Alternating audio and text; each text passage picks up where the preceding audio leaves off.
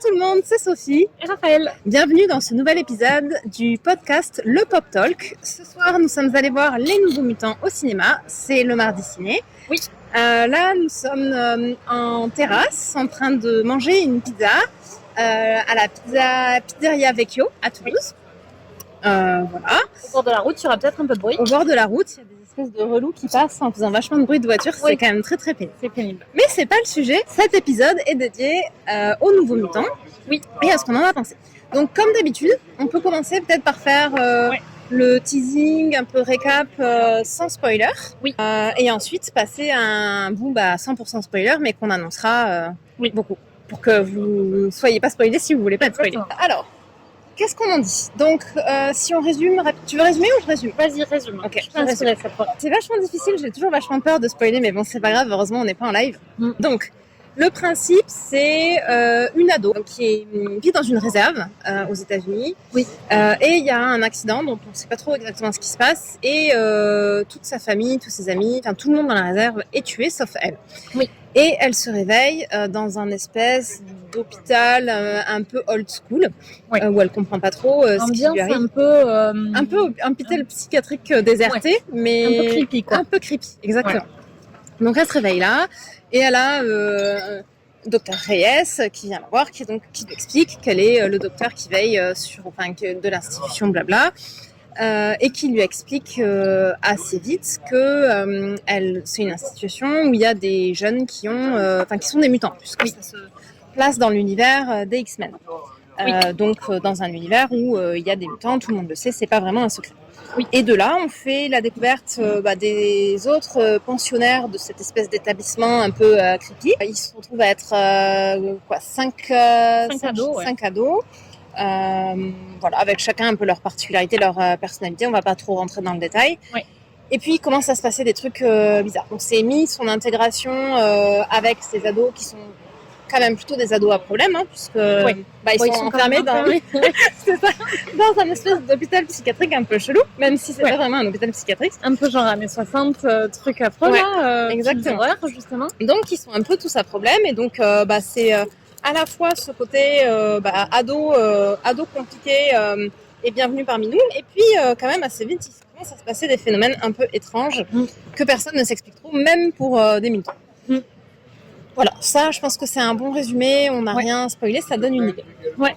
En termes d'ambiance, parce que l'ambiance, elle est quand même assez importante. Alors, elle pourrait être plus réussie, mais sinon, on a tout du long du film une ambiance un peu creepy, un peu effectivement limite film d'horreur. Un peu film, effectivement. Voilà, il se passe des phénomènes, on comprend pas trop.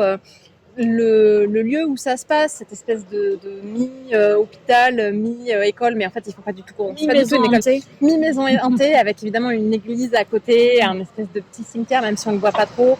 Donc, il y a tout un setting qui, pour un film de fontaine avec une statue de faucheuse devant l'entrée, tu sais pas pourquoi. C'est clair, genre bienvenue. Et effectivement, pour un film de mutants ou de super-héros, c'est quand même très, très original comme ambiance, effectivement. Ouais. Oui, c'est pas du tout les codes habituels, ni en termes de localisation. C'est un huis clos, ce qui est hyper rare dans ce genre de film. C'est les couleurs, la manière dont l'image est traitée de manière générale, mais en particulier les couleurs sont pas du tout les couleurs habituelles dans ce genre de film. Parce que dans certains, il y a un petit côté un peu plus film genre post-apocalyptique, je pense notamment à Logan. C'est vrai. Mais du côté comme ça, un peu huis clos, film d'horreur, hôpital psychiatrique, et les couleurs vont quand même assez bien avec, je trouve, là, le traitement d'image. Ça, pour le coup, c'est la première fois qu'on voit ça dans un film de super-héros ou X-Men. C'est ça. C'est à mon goût peut-être pas assez exploité. Enfin, je trouve qu'avoir fait un film un peu sur un fond horrifique, même si c'est de l'horrifique gentil quand même. Moi, je supporte très mal les films d'horreur et je me suis dit que ça avait une tendance film d'horreur sans en être un. Exactement. Je pense que jamais dit que c'était un film d'horreur. Oui, il n'y a aucun moment où on a même un peu vaguement peur. Par contre, ça fait très bien, ça reprend assez bien quand même les codes des films d'horreur et de ce côté un peu horrifique, hôpital psychiatrique un peu dedans. Mais je trouve, même sans forcément être allé plus loin dans le côté horrifique, avec vraiment des bouts qui font peur. Moi, je cherche pas forcément à avoir des bouts qui font peur. Je pense qu'ils auraient pu pousser un peu plus En dans fait, cette ambiance. il manque la tension. Oui, pour que ce soit crédible. T'as jamais la tension qui monte en fait. Non. Et sans avoir des bouts films d'horreur genre dégueulasse, gore ou vraiment effrayants, ce qui marche bien dans des films d'horreur ou des films à tendance horrifique, c'est que t'es censé quand même monter en pression. Ouais. Et là, tu montes jamais en pression. Non, tu montes jamais en pression. Mais à mon avis, tu montes jamais en pression parce que tu comprends jamais. Enfin, au début, tu comprends rien de ce qui se passe. Enfin, c'est pas dans le sens où on comprend rien à Il y a l'histoire. plein de films où tu comprends rien à ce qui se passe dans des films d'horreur. Oui, mais en fait, Moi, j'ai toujours l'impression dans tous les films d'horreur que je regarde que tu comprends pas ce qui se passe. ouais, mais c'est vrai que t'as toujours un peu ce côté build-up où tu finis par un peu, t'as des petites pierres qui construisent un truc et tu commences à voir un peu vers quoi ça va. Là, comme il y a mis ce côté, de temps en temps, il y a leur pouvoir et de temps en temps, il y a ces phénomènes un peu horrifiques. Peut-être, ouais. Je trouve que comme c'est mixé, il y a de temps en temps, tu te dis, attends, ça c'est leur pouvoir ou c'est le truc un peu horrifique. Et en fait, finalement, je sais pas, peut-être que ça anéantit un peu ce côté. Ça joue, peut-être. Ça joue. Et effectivement, par contre, je sais pas quelle est la cause, mais effectivement, il n'y a pas cette tension. Moi, je pense sur les causes, j'ai des théories. Je pense que dans un film comme ça, c'est bien. Il y a une question de rythme en fait. Pour moi, tu es censé avoir que ça monte, puis avoir quelque chose qui casse la tension, ça redescend. Ouais. Et ensuite, ça remonte en partant de un peu en dessous de là où ça s'était arrêté et ça va jusqu'à un peu plus haut. Et ensuite, t'as un truc qui casse la tension, ça redescend. Et ça repart à un niveau de tension un peu en dessous de là où ça s'est arrêté la deuxième fois et ça monte encore un peu plus haut. Et tu montes comme ça par paliers. Et normalement, les paliers, pour moi, ils sont de plus en plus longs. Et plus tu avances vers la fin, plus les moments qui viennent casser la tension sont rares. Enfin, sont espacés. Et là, tu avais des petits moments de tension qui montent, avec des moments trop longs de tension qui redescendent. Enfin, du coup, t'as pas de tension qui monte et des moments de break, mais de break de rien du tout, parce que c'est pas vraiment implémenté. Et qui t'ont fait oublier tout le peu de tension que tu pouvais avoir eu. Et en fait, ils ont pas du tout respecté le rythme que t'as dans un film d'horreur. C'est marrant parce que, tu vois, j'aurais pas identifié toute seule. Je pense que ce qui me manquait, c'était ce côté pression qui monte. Pour dire, en fait, il y a vraiment ce côté, visuellement, ça fait vachement le job de l'horrifique. En fait, il y a l'esthétique. Il y a l'esthétique, exactement. Mais il n'y a pas du tout la tension. Il n'y a pas du tout la tension. Alors moi, je l'ai identifié parce que c'est pour ça que je déteste les films d'horreur. Ah oui, c'est vrai. Et du coup, c'est génial, on regarde un film d'horreur qui n'a pas du tout de tension. Parce que moi, du coup, j'aime pas du tout, en fait. Et donc, objectivement, il y a plein de films que je trouve bien. Je vais parler d'un autre film, mais c'est le principe du podcast. Oui, on parle jamais tout à fait que de ce dont on parle. Mais si je fais un parallèle avec un film qui n'est pas du tout un film d'horreur, mais avec Parasite, objectivement, Parasite, c'est un super film. Oui. C'est un des meilleurs films qu'on ait vu en 2019, probablement sans aucun doute. Oui. J'ai détesté l'expérience. Oui, c'est vrai. Je ne peux pas critiquer Parasite parce que j'ai rien à lui reprocher, mais genre pour rien au monde je ne veux revoir ce film dans ma vie et j'ai détesté le moment où on l'a regardé et c'est absolument pas un bon souvenir et tu vois, je veux pas du tout dire que Parasite c'est pas un bon film et tous les gens disent que c'est génial, mais moi j'ai détesté regarder Parasite tout en étant d'accord pour donner toutes les qualités. Donc du coup je pense que c'est peut-être pour ça que je me suis rendu compte qu'il n'y avait pas cette tension-là, parce que c'est quelque chose que je déteste. Et donc, quand ça y est, genre, j'ai du mal à respirer pendant tout le film et je me sens genre physiquement. Et là, physiquement, il s'est rien passé, quoi. Mais d'ailleurs, ce que tu dis, tout de suite à la sortie du film, on a fait un mini débrief, hors micro. Et rapide, très, très rapide. Et parce qu'on se dit quand même, à minimum, quand on est encore sur les fauteuils, si ça nous a plu ou pas. Et moi, j'ai trouvé que tout le début était un peu lent. J'ai l'impression de dire à chaque fois qu'on fait un podcast, à chaque fois je m'ennuie au début, mais je me suis pas vraiment ennuyée, mais j'ai quand même trouvé qu'il se passait rien pendant super longtemps, mais en fait j'avais pas mis les bons mots dessus. C'est pas qu'il se passe rien, il se passe des trucs, mais par contre il y a genre il y a pas de tension, comme il y a pas vraiment d'enjeu non plus, il manquait ce truc un peu qui fait que même s'il se passe pas forcément un milliard de trucs, t'accroches, t'as envie de savoir la suite, t'as envie de savoir ce qui se passe. Par contre et ça je vais dire à peu près la même chose que ce que j'avais dit sur Tenet. Même si, les deux films sont absolument pas incomparables, mais c'était incomparable avec Parasite aussi. Oui. J'ai trouvé qu'au début, il y avait pas mal de choses qui étaient lentes au début. Ouais. Et j'ai vraiment, je me suis dit, ça devrait aller plus vite. Par contre, ça met en place tout un tas de trucs qui sont intéressants pour la suite. Oui. Et qu'on abordera plus dans la partie sans spoiler, puisque ça, c'est vraiment que des choses qui sont plutôt sur la fin du film. Oui, effectivement, comme dans Tenet, le début où il n'y a pas de rythme parce qu'il y a besoin de mettre en place, parce que dans les deux cas, c'est un univers hyper particulier à installer. Ouais. Parce que les Nouveaux Mutants, même si c'est du X-Men, on est dans un contexte suffisamment différent des autres X-Men qu'on a vu jusqu'à maintenant pour avoir besoin de réinstaller un peu le contexte. Parce qu'effectivement, c'est le contexte X-Men, mais de loin, parce qu'en fait, il n'y a aucun personnage en commun. En fait, il n'y a qu'une vague référence, et à la rigueur, ils auraient pu faire quasiment le même film sans. Il y a juste parfois, ils font un peu référence aux X-Men, mais franchement, ils auraient pu faire le même film sans aucune référence et c'est passé pareil. Oui. Là, le seul avantage qu'ils ont, c'est qu'ils n'ont pas besoin d'expliquer les ce que c'est les trucs, les machins. Ouais, tout à fait. Et alors, par contre, c'est un film, je pense, qui était aussi beaucoup voulu sur les relations entre les personnages, d'où le huis clos à mon avis. Oui. Parce que c'est pas quelque chose, c'est pas un film épique comme on a l'habitude de voir des films de super-héros avec une histoire épique, avec un héros à qui il arrive des aventures et qui doit arriver au bout des aventures pour sauver le monde en général. Là, c'est plus un film sur les relations entre les personnages, d'où le huis clos. Il se passe rien en fait, si ce n'est la relation qui se construit entre les différents personnages. Et donc je voulais aller quelque chose en disant ça. Je voulais aller quelque part en disant ça. Je ne sais pas. Est-ce qu'on retourne sur mais du coup il manquait de l'attention, mais c'était pas ça que tu voulais dire. Non, c'était pas ça que je voulais dire. Bon, je sais pas. Ça me reviendra peut-être. Ouais. Bon, écoute. Oui, si. Je voulais dire dans ce qu'il y a à mettre en place. Il n'y a pas tellement à mettre en place l'univers, il y a plus à mettre en place les personnages, puisque l'enjeu du film c'est leur relation. Ouais, tout à fait.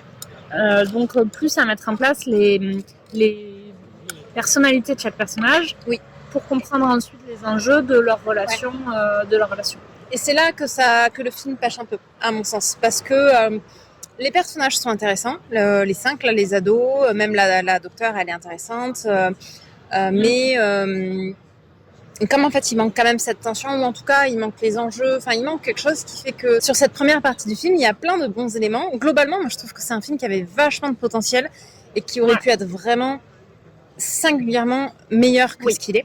C'est vraiment, il y a plein de bons trucs et ça aurait pu être vraiment significativement mieux. Oui. Mais il est quand même vraiment sauvé par. Moi, j'ai beaucoup aimé la fin, pas la fin au sens les dernières minutes du film, mais le dénouement. Ouais, voilà, le dernier quart du film, j'ai trouvé que et il y a plein de choses qui se mettent en place et c'est assez chouette et ça donne envie d'avoir une suite. Ce qui n'est pas toujours le cas. Même si je pense qu'il sortirait un peu peut-être de cet univers un peu horrifique, je sais pas trop. Mais en tout cas, finalement, après avoir passé un peu de temps à me dire bon là il se passe rien, je pense que je vais pas trouver ce film génial. Après m'être dit ça, quand il a été terminé, je me suis dit putain j'en aurais bien pris plus en fait. Mais bon, c'est peut-être aussi que je le trouve un peu déséquilibré. Sur ce côté entre le début et la fin, il y a quand même un déséquilibre en fait. Alors que moi, pour le coup, pas du tout envie de voir la suite, mais parce que je me suis attachée à aucun personnage. Oui, alors je suis d'accord, moi je me suis pas vraiment attachée aux personnages non plus. Par contre, j'ai trouvé qu'il y avait beaucoup de potentiel dans leur pouvoir. Oui, ça je suis d'accord. Et qu'on voit finalement assez peu ou assez tardivement. Et c'est en ça que je dis, j'ai vraiment envie de voir une suite parce que j'ai envie d'en voir plus. Mais aussi sur ce côté, finalement... T'as envie d'un film de super-héros. J'ai envie d'un film de super-héros. J'ai pas l'impression d'avoir eu ce pourquoi j'étais venue. Alors ça, dans l'absolu, un super film vachement construit avec beaucoup de tension et tout ça, même si j'étais venue pour voir un film de super-héros, j'aurais complètement pu adhérer à autre chose qu'un film de super-héros. Mais là, comme j'ai trouvé que globalement la tension n'y était pas, que voilà, le début il est sympa mais il manquait vraiment quelque chose pour en faire plus, en fait j'ai vraiment l'impression de ne pas avoir eu ce pourquoi j'étais venue et j'ai pas eu le côté gros film de super-héros. Je suis assez d'accord. Du coup, moi j'aurais tendance à pas conseiller ce film. Parce que, peut-être en conclusion de la partie sans spoiler, parce que je trouve que soit t'as envie de voir, soit t'aimes les films d'horreur et tu vas pas y trouver ton compte, soit t'aimes les films de super-héros et tu vas pas y trouver ton compte. Et en tout cas, ne le voyez pas au ciné parce que nous on a des places à prix super avantageux, CE, etc. Mais donc ça nous coûte pas cher d'aller au ciné, mais si tu payes ta place 10 balles, clairement il faut pas y aller. Ouais, c'est vrai que c'est pas... La télé, si tu n'as pas besoin de payer 11 € une place de cinéma et que tu as une soirée où tu sais pas trop quoi regarder peut-être. Si tu dois payer 11 € par tête pour voir ça, tu vas être sacrément déçu, je pense. Ouais, en plus, j'allais dire, il faut se méfier en disant attention, n'allez pas le voir parce que tu sais jamais. Potentiellement, après, t'as comme dit la main dans l'engrenage et genre t'as loupé un film et ensuite les 15 d'après ils vont reposer sur ce film-là et je dis ça parce que ça m'est arrivé pour les Marvel, donc c'est d'expérience.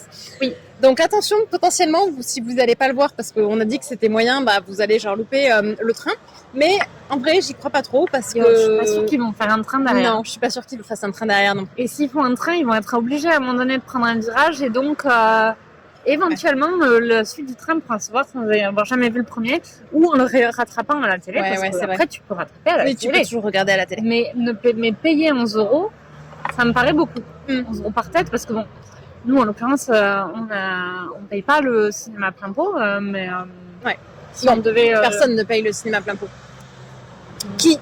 Mon père. Oui, non mais, non, mais d'accord. Mais à part ton père, qui achète une place de ciné? Et encore, je suis même pas sûre, je crois que maintenant il a déplacé. Non mais voilà, je veux dire, moi je rêverais de voir les stades des cinémas pour savoir, mais genre est-ce qu'il y a vraiment des gens qui entre les places CE, les places, les trucs, les cartes de 5, les abonnements, les trucs, les machins, enfin vraiment qui payent? Parce qu'en plus tu dis 11 €, mais 11 € t'es gentil. Je pense que c'est un peu plus. Je pense que 11 € c'est à Toulouse déjà. Ouais, sans effet spéciaux, je suis même pas sûre que ce soit 11 €, mais en plus voilà. Sans 3D, sans rien. Que la séance que tu veux aller voir, il se trouve que c'est la séance qui est en Dolby et en 3D, t'en as pour 18 balles. Enfin, non, mais c'est genre. Et à Paris, je pense que la place de base, elle est pas à 11 €. Effectivement. Ouais, mais je suis même pas sûre qu'ici elle soit à 11 €. Mais bon, c'est pas grave. Okay, bref. Bon, mais comme personne ne paye les places de ciné, c'est pas tout à fait. Mais après, bon, voilà, nous, on va au ciné toutes les semaines. Si c'est votre sortie du mois ou du trimestre. Si c'est la sortie du mois, quand même, aller voir Tenet. Ouais, c'est clair. Je pense que là, on peut le dire. Alors, on peut peut-être faire un petit détour par le reste de notre sélection. Ah oui. Puisque à chaque mardi, avant de se décider, on regarde ce qu'il y a et on fait une petite présélection. Et aujourd'hui, la présélection, c'était Petit Pays et Mignonne. Oui. Qu'on n'est pas allé voir pour deux raisons. Alors, la première, c'est que les horaires des deux autres ça collait pas, donc ça a un peu exclu les choix. Et en plus, on avait envie, toutes les deux, de voir un blockbuster. Bon, on n'a pas vraiment eu pour notre argent. Non. Mais on avait envie, voilà, après tous ces mois de confinement et de manque de ciné, même Tenet la semaine dernière n'avait pas suffi. Oui, ça n'avait pas suffi. Surtout que quand les ciné ont rouvert, on s'est quand même farci, c'est le terme, même si un tas de films français. Un tas de films français, même si on a vu des bons films français, enfin plutôt des bons films français. Bon, on sélectionne aussi un.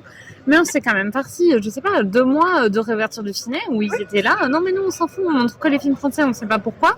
Soit des gens pour relancer le cinéma français, on va vous faire voir que des comédies françaises de mauvaise qualité. Et ça, je sais pas si ça relance le cinéma. Et tout un tas de vieux films aussi, parce qu'on s'est pris la rétrospective des Nolan. Il y avait tout un tas d'autres trucs super vieux. Et bon, moi j'ai rien contre ça, mais enfin, on ne retourne jamais voir des films au ciné pour le coup de trucs qui sont déjà sortis. Enfin, c'est pas du tout un truc qu'on fait. Bah non. Bref, je faisais un détour vers notre sélection pour une raison. Parce qu'on se disait, si vous allez au ciné une seule fois dans ce mois-ci, bon, clairement Tenet on l'a vu, donc on peut le conseiller. Ouais. Mais après, je pense vraiment que Mignonne et Petit Pays, les deux sont des bons films. Oui. Alors on verra si on a l'occasion d'aller les voir, effectivement, dépendant de ce qui sort. Ouais. Mais voilà, peut-être que si je devais refaire mon choix, je pense que on serait peut-être plus aller voir Petit Pays. On serait peut-être plus aller voir Petit Pays. On a vu les bons. Exactement. Bon, après c'est pareil, une fois qu'on l'a vu, c'est toujours plus facile de choisir. Mais c'est pas souvent qu'on se le dit, mais je pense qu'effectivement, potentiellement, à refaire, on irait voir Petit Pays. Ouais, je suis d'accord. Bon. On passe à la partie 100% spoiler, peut-être ? Ouais, on passe à la partie 100% spoiler. Super. Alors, les spoils. Les spoils. Qu'est-ce qu'on a à dire qu'on n'a pas déjà dit qui inclut des spoils ? La fin, globalement. Oui. Pardon, je mange ma pizza.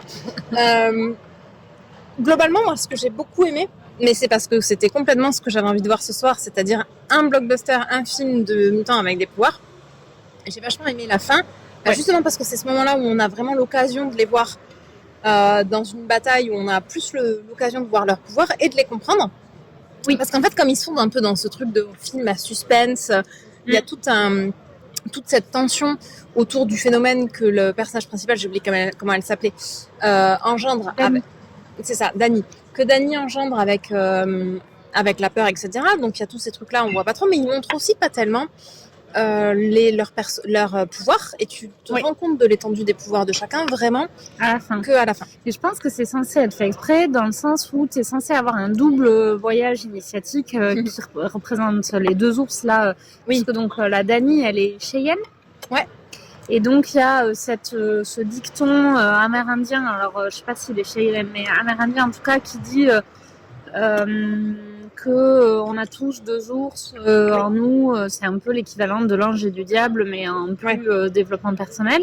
Ouais, je préfère le côté les 2 ours, un qui se nourrit plutôt du positif avec l'amour, la confiance, etc.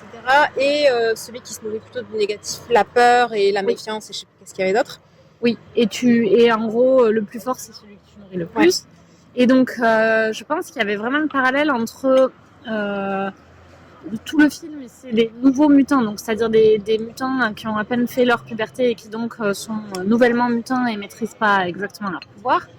Parce que moi j'avais l'impression que c'était des nouveaux mutants, genre une autre sorte de mutant, mais en fait c'est tous les mutants parce qu'on n'avait pas trop vu de bande-annonce, je savais pas trop à quoi m'attendre quand on y est allé. J'avais même pas trop vu que ce serait censé être un peu horreur, etc. Bon, en fait, ils sont nouveaux au sens, eux, ils sont nouvellement mutants. Oui, c'est ça. C'est des jeunes mutants, en fait. Oui, alors moi, je l'avais vachement pris dans le sens, enfin, j'avais pas réalisé, mais je m'étais dit peut-être plus nouveau X-Men que nouveau, la nouvelle génération, en fait. Et alors, c'est un peu ça, mais là, c'est vraiment, dans le sens, c'est des nouveaux mutants parce qu'ils viennent juste d'être mutants, en fait. Ils viennent juste d'être mutants, voilà. Et donc, je pense que l'idée, c'était de faire un peu un parallèle où chacun découvre en même temps, un peu avec ce passage de l'adolescence à l'âge adulte, où ils découvrent en même temps leur plus grande force et donc leur bonne ours, qui est leur pouvoir, et leur plus grande faiblesse et leur mauvais ours, qui est leur peur. Donc leur pouvoir parce que ils sont en train d'apprendre à le contrôler, et leur peur parce qu'il y a cette Dany dont le pouvoir est de révéler les peurs des autres et de les rendre réelles, en fait, plus que de les révéler. En fait, de les rendre réels, et du coup tu as peur et ensuite capable de blesser même d'autres gens. C'est un pouvoir qui va... Parce que moi au début j'ai vachement cru que son pouvoir c'était de blesser la personne avec sa propre peur, sauf qu'en fait elle peut blesser tout le monde avec la peur de quelqu'un, quoi. Oui, elle rend vraiment réelle, elle donne vie à la peur de quelqu'un. Elle donne vie à la peur des gens, et c'est une peur qui est en vie, mais genre pour tout le monde, pas que pour la personne qui a cette peur. C'est ça. Et ça, c'est assez original C'est assez original, parce que l'autre côté, genre mon pouvoir c'est d'utiliser tes peurs, c'est assez classique. Par contre, c'est vrai que de dire de la peur ce qui te fait peur, ça devient réel et ça blesse tout le monde, ça, moi, je pense que c'est assez original. On l'avait jamais vu. Non, on l'avait jamais vu. C'est une bonne idée, d'ailleurs. Ouais, c'est pas mal. Enfin, je sais pas si on l'avait jamais vu, mais ça reste assez original sur le côté, effectivement, une fois que la peur a pris forme, elle est réelle et elle blesse tout le monde. C'est intéressant. Et après, il y a aussi ce côté, pour revenir sur le voyage initiatique, les pouvoirs, etc., il y a vachement ce côté, une fois qu'ils affrontent leur peur, où le fait d'utiliser leur pouvoir leur permet... il y a les deux. En fait, une fois qu'ils ont affronté leur peur, ils sont capables d'utiliser leur pouvoir. Ou, dépendant des personnages, le fait de se battre, en fait, leur permet d'affronter leur pouvoir. c'est ça. Mais effectivement, tu sens... il y a un peu cette symbolique de... C'est lié... tu peux pas maîtriser ton pouvoir tant que t'as pas maîtrisé tes peurs, et les deux sont liés, et tu peux pas devenir parfaitement toi-même si tu t'occupes que du bon côté. Il faut aussi s'occuper du mauvais côté pour arriver à réussir quelque chose, en gros. Oui, c'est ça. Et du coup, oui, effectivement, la dernière scène, elle montre un peu ça. Elle est sympa, la dernière scène. Et après, le truc, en fait, je pense que finalement, c'est genre le truc que j'ai aimé dans le film qui fait que j'avais envie d'en voir plus. Autant j'ai trouvé que c'était un personnage improbable, la blonde. Iliana. Il l'appelle. Qui est un personnage ultra intéressant dès le début. Elle est là avec sa petite marionnette. Moi, j'étais un peu là, oulala, elle est quand même grande pour avoir une marionnette. Mais par contre, j'avais pas du tout vu venir le côté, en fait, elle a créé dans son univers où elle va. Où elle est, en fait... une espèce de Xena, la guerrière. Ouais, c'est ça. Avec sa petite marionnette qui devient un vrai dragon. Et j'ai trouvé ça génial comme concept, ce côté, de ce pouvoir qu'elle a de rendre réel les trucs, en fait, d'une certaine manière, un peu comme l'autre avec la peur, mais elle avec son imagination, et elle s'est créé un monde où sa peluche était son petit dragon de combat, et en fait, c'est devenu réel, et j'ai trouvé ça super comme concept. Oui, c'est clair, Et l'autre truc enfin, c'est super triste et toujours sur son personnage, mais qui construisent un peu tout le long du film, pour le coup, c'est ce moment où tu comprends qu'est-ce qui lui est arrivé quand elle était petite. Ouais. Ça, c'était quand même ce que j'ai trouvé cool, c'est que c'était pas du tout obvious. Non, avant... Enfin, alors, ouais. non, c'est pas ça. Si, moi, tu le comprends tout de suite. Oui, tu te dis oui. Ce qui lui est arrivé. Ce qui lui est arrivé quand elle était petite. Par contre, c'est pas du tout, c'est pas obvious le terme que je voulais dire, c'est pas du tout explicite. Oui, tu le comprends tout de suite, c'est obvious, mais c'est jamais explicite. Et du coup, j'ai trouvé que c'était cool. Après, je pense que nous, on a compris parce qu'on est des meufs. Alors, je veux pas dire qu'aucun mec comprendrait, mais je suis quasiment sûre que le mien aurait pu passer à côté, tu vois. Oui, alors que là, en fait, quand tu la vois, notamment parce qu'elle a cette espèce de petite marionnette d'enfant, tu te dis vraiment qu'il y a un problème. Bah oui. Enfin, ça fait vachement. D'ailleurs, on va peut-être l'expliciter puisqu'on l'a jamais dit, mais en gros, c'est une victime de pédophilie, quoi. Ouais. Oui, il y a effectivement une scène où mais c'est pareil, la scène n'est pas en elle-même explicite. Je pense que si tu veux vraiment pas comprendre, tu peux ne pas du tout comprendre. Mais il y a une espèce de flashback au moment où ses peurs deviennent réelles, où on la voit petite, et il y a en fait les espèces de figures qui lui font peur là, c'est des espèces de mecs sans visage en fait. Sans visage, ouais. C'est des mecs sans visage. Mais parce que dans son souvenir, elle se rappelle pas de leur visage en fait. Ouais, tout à fait.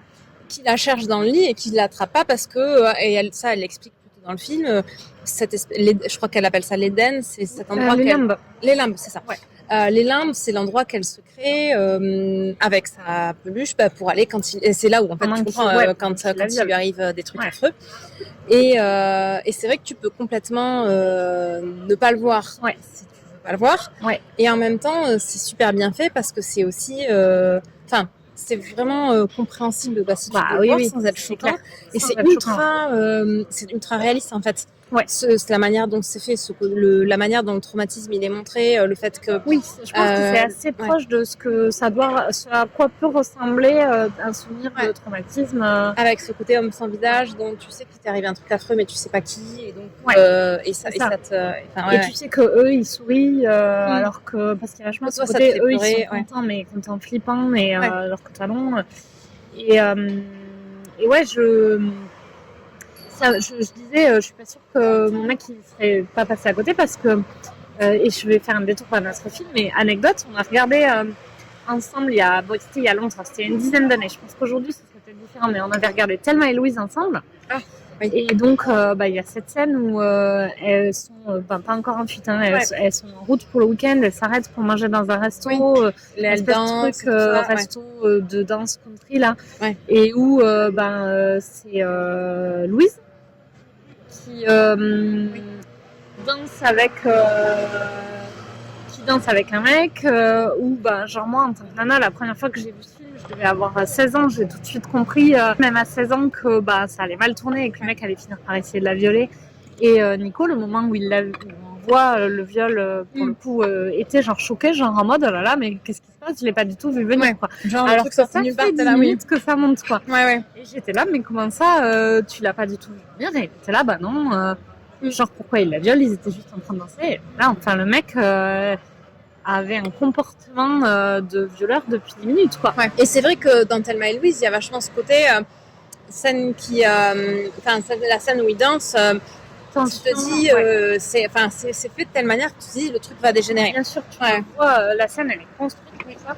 Alors bon, je suis peut-être mauvaise langue, hein, peut-être qu'il aurait compris le sous-entendu là en France, mais je pense qu'il aurait détesté le film, il n'est pas très bon public.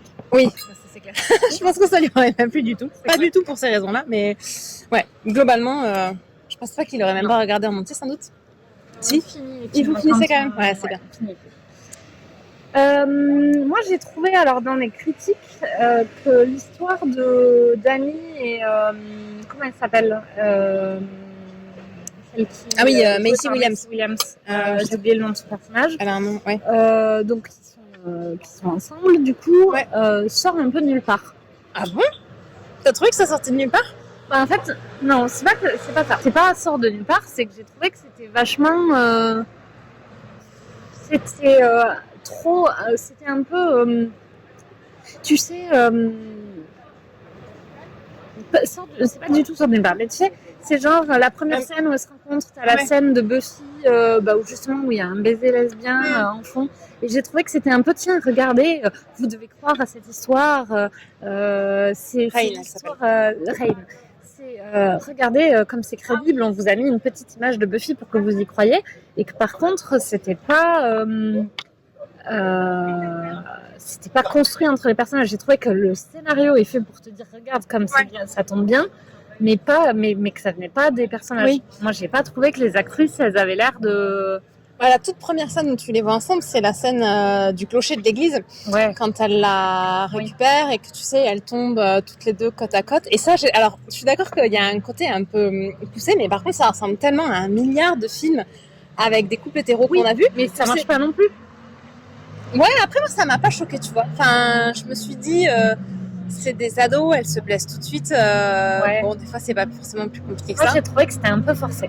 Mais par contre et puis c'est genre à aucun moment, j'ai pas trouvé que c'était forcé. À aucun moment c'est subtil. Et je trouve que c'est pas mal justement ce côté ultra assumé. Bon, mais c'est vrai que pour le coup, ils auraient pu faire un truc ultra assumé en mettant juste un poil plus de subtilité. Ce qu'on reproche aussi dans les relations hétéro parfois, c'est ce côté juste parce que t'as le mec et la nana, tu sais qu'ils vont finir ensemble et du coup ils se font pas d'efforts pour t'y faire croire.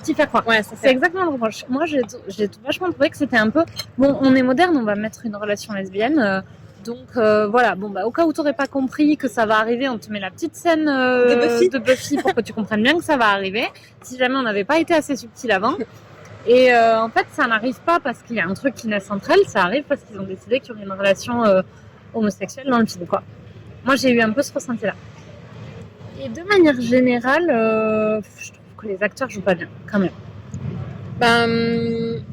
Ouais, c'est vrai. Ça va avec, en fait. Ça va avec. Parce que moi, j'ai trouvé que c'était mignon, leur relation. Ça m'a pas dérangé. Tu vois, je me suis pas dit, j'y crois pas. Après, alors, une précision. Je trouve ça super cool qu'on est en fin de scénario avec des histoires homosexuelles. Ou c'est pas un sujet, en plus. Elles sont ensemble, mais c'est pas un sujet. Quand on dit c'est un peu un sujet, on veut dire si, c'est le sujet du film. Mais par contre, c'est pas le sujet, c'est pas oh là là...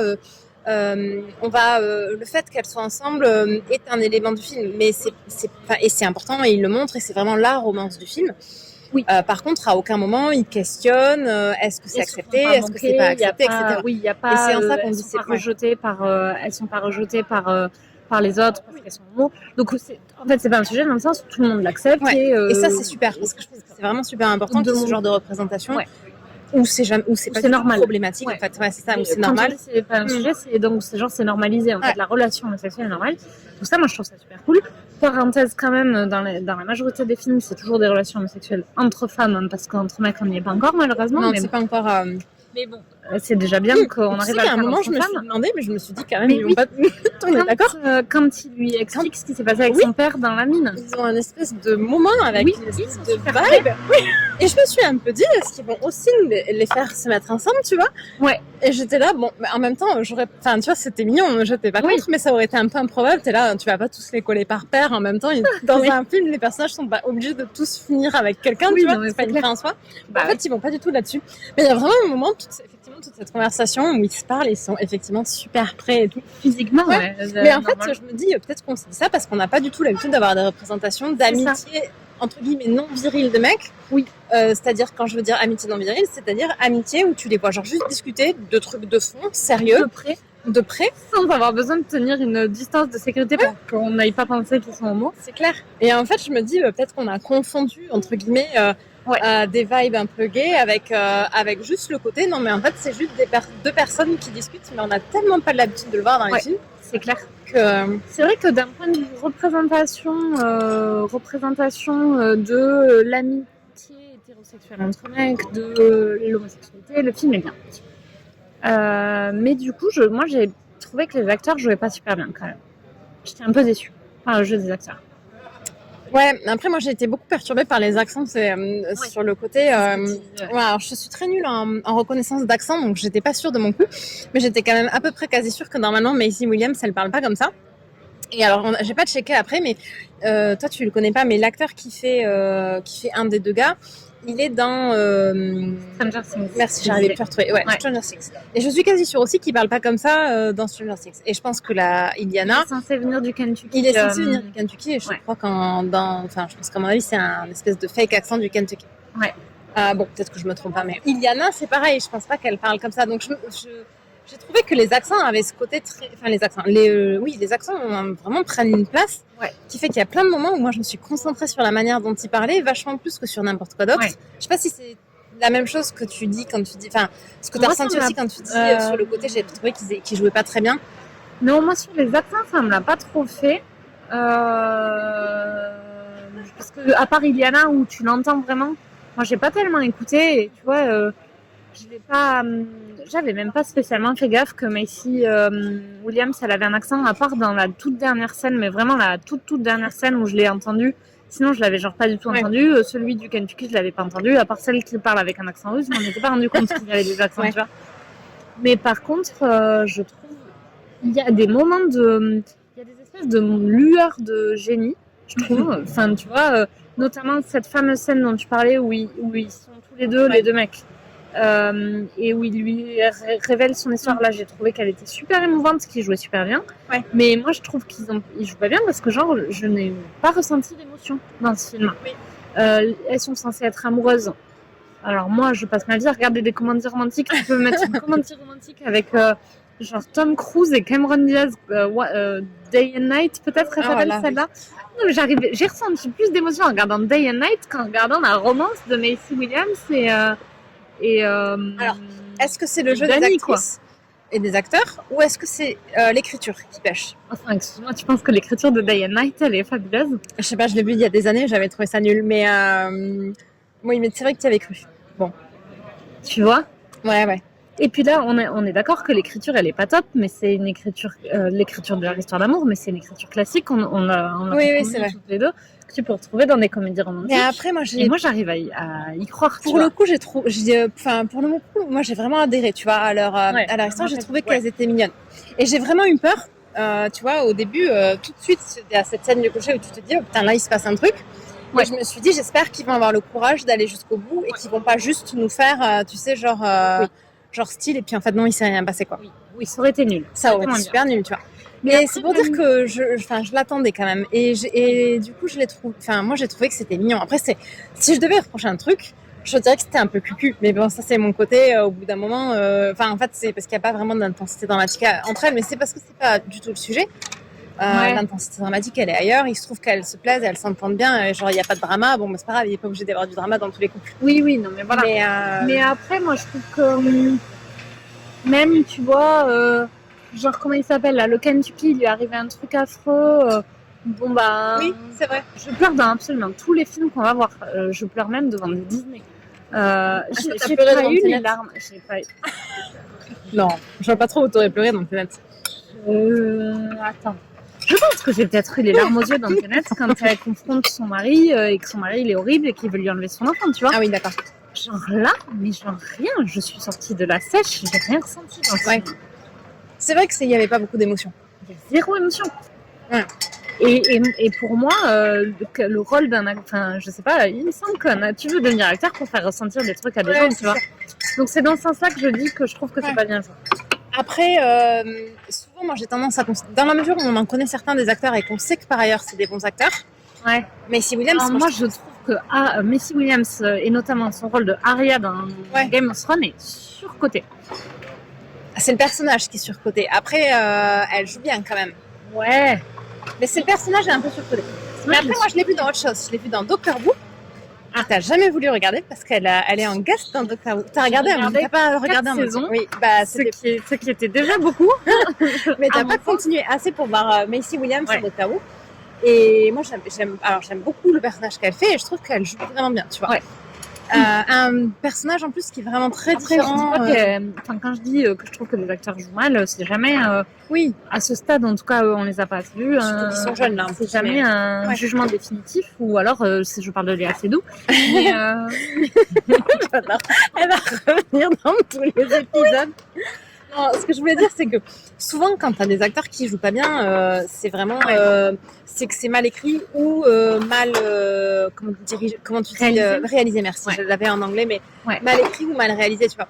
Ouais. Un acteur qui est bien normalement et qui est pas terrible dans un film, souvent.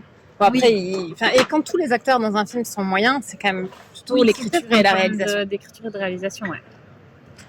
Et voilà, c'est la fin un peu abrupte de cet épisode et on en est bien désolé. En fait, nous avons eu un problème technique à l'enregistrement. On a changé d'endroit mardi soir, juste après la fin du film. Et les 20 dernières minutes du podcast, à la réécoute, on s'est dit non, vraiment, c'est pas possible. Le son était vraiment trop mauvais et on s'est dit, bon, on a beaucoup tergiversé pour savoir ce qu'on allait en faire. Et finalement, on s'est dit qu'on pouvait pas vous faire ça. Donc voilà, malheureusement, il y a 20 minutes du podcast, enfin de cet épisode du podcast, qui sont perdus, voilà, 20 minutes de grand art perdues pour la France. Je vais vous faire un petit résumé rapidement de ce qu'on s'était dit. On avait abordé les problèmes techniques, enfin de la production chaotique des Nouveaux Mutants, qui sont peut-être une explication de certains manques du film. Les Nouveaux Mutants, hein, pour faire un petit peu l'historique rapidement, ça a été annoncé par la Fox en 2016. Le tournage a eu lieu en 2017 et il était annoncé initialement pour une sortie en 2018. Donc que s'est-il passé entre 2018 et 2020? La Fox avait annoncé un film qui se voulait être extrêmement horrifique. A priori, finalement, il ne l'était pas tant que ça. Donc c'est reparti en tournage. Ils ont retourné quelques scènes. Sur ce, il y a eu d'autres problèmes. Ils ont retardé la sortie du film pour laisser de la place à Deadpool 2 et Dark Phoenix, qui était le dernier X-Men. Ensuite, nous sommes en 2019. La franchise X-Men a été rachetée par Disney et là, a priori, Disney aurait trouvé en tout cas que le film était trop horrifique, donc de nouveau montage, réécriture. Bref, on se dit vraisemblablement autant de problèmes de post-production, ça nuit à la qualité d'un film. Peut-être que ce qu'on reproche un peu aux Nouveaux Mutants ici, c'est-à-dire un peu des problèmes de manque de tension, de manque de rythme, etc. Est-ce que c'est lié à ces problèmes de post-production ou pas? En fait, on ne le saura jamais, puisqu'on ne verra jamais le film tel qu'il serait sorti s'il était sorti en 2018, mais on va laisser le bénéfice du doute. Sur ce, nous avons fait un petit détour par Tenet, puisque sur le dernier épisode du podcast qui était sur Tenet, on a eu beaucoup de retours sur la bande originale, avec beaucoup de retours du style Quoi? Comment ça? Mais comment vous pouvez dire que la bande originale, c'est pas important? Enfin, c'est pas moi qui le dis, c'est Raphaël, qui ne dit d'ailleurs pas que la bande originale n'est pas importante, mais juste que c'est pas quelque chose auquel elle est sensible. Ce qui nous a permis d'avoir une épiphanie sur les Nouveaux Mutants et on a réalisé que, en fait, on n'a ni l'une ni l'autre aucune idée de la bande originale des Nouveaux Mutants. Alors c'est pas très étonnant pour Raphaël, moi en général j'y suis plus sensible et à aucun moment dans le film je me suis dit que la musique avait une quelconque place, donc on peut décemment supposer qu'il y a quand même une bande originale, mais elle n'était pas du tout marquante. Ce qui est quand même ultra problématique dans un film qui se veut horrifique. Donc vraisemblablement, deuxième explication, la production n'a pas dû aider, mais le fait que la musique soit pas au rendez-vous et n'aide pas à porter le film, le suspense, la tension. Sans doute, ça contribue à faire ce truc de c'est un film qui manque de quelque chose. Donc voilà, une bande originale plutôt inexistante. Et ça nous a permis aussi de nous dire où finalement, Raphaël et moi, on n'est pas forcément sensibles à la même chose. Raphaël, elle est plus sensible à l'esthétique de l'image, c'est vraiment le truc qui est important pour elle. Donc là, ça faisait le job dans Les Nouveaux Mutants, puisque l'esthétique est quand même sympa. Mais ça n'a pas forcément sauvé le film pour elle non plus. Moi, je suis plus sensible à la musique. Au final, les bandes originales, c'est quelque chose que je remarque toujours. Mais à force de débriefer depuis des années les films avec Raphaël, j'ai fini par me faire l'œil sur l'esthétique de l'image. Donc, comme quoi, on peut venir. Peut-être que tous les espoirs ne sont pas perdus. Peut-être que dans quelques années, Raphaël se mettra à apprécier les bandes originales des films. Pour conclure ce podcast, comme là, ça fait 2 fois qu'on le fait, une petite note. Donc moi j'ai noté 6 sur 10, Les Nouveaux Mutants. Et Raphaël, après avoir hésité entre 5 et 6 sur 10, a opté pour 6 parce que quand même sa première réaction à la sortie du film, c'était j'ai plutôt aimé. Ensuite, on s'est un peu pourri le film en le débriefant. Ça arrive de temps en temps quand on est tous les deux un peu mitigés sur le film et qu'on passe une heure à parler de ses défauts. Ben, ensuite, on se dit un peu bon, vraiment, c'était moins bien que ce qu'on pensait, mais c'est important. Enfin, moi, je trouve que c'est important dans un film, à la sortie d'un film, de se rappeler la toute première émotion qu'on a ressentie. Pour Raphaël, c'était j'ai plutôt aimé. Donc voilà, on a noté toutes les deux les Nouveaux Mutants à 6 sur 10. Et ceci clôt pour de bon cet épisode un peu chaotique des Nouveaux Mutants, bah finalement, qui ressemble à la post-production. Donc c'est peut-être un film qui est maudit. En fait, personne qui parle de ce film ne peut arriver à faire un truc propre et il faut rebidouiller après et remonter. Nous, normalement, on remonte pas les épisodes du podcast. Là, on a dû couper vachement de choses, donc parce qu'on avait beaucoup de bruit en fond. Donc voilà, peut-être que je vais finir cette petite conclusion en disant Les Nouveaux Mutants, définitivement, est un film qui est maudit. Et sur ce, à plus!